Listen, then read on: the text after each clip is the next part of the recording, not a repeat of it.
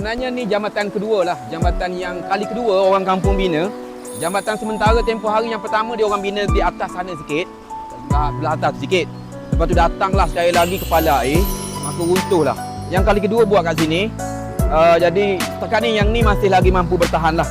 Orang kampung lah yang bina gotong royong orang kampung. Terima kasih orang kampung Tapi serius lah tempat ni memang cantik lah memang cantik. Dan hari ni aku nak belanja satu view daripada atas. Sungai kat sini, kampung kat sini, berbukit bukaunya kat sini kan. Sekejap lagi aku akan terbangkan drone. Kita tengok nanti. Jambatan kedua, tengoklah view-nya daripada sini kan.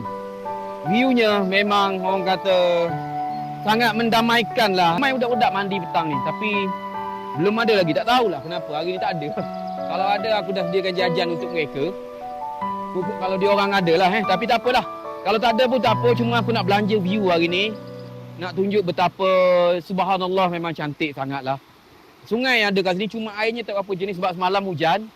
Apapun kalau yang ni pun dah cantik kan. Apatah lagi sungai-sungai dalam hutan di sekeliling di kawasan pergunungan, perbukitan di Pos Balar ni. Banyak lagi tempat-tempat yang tersembunyi, hidden place.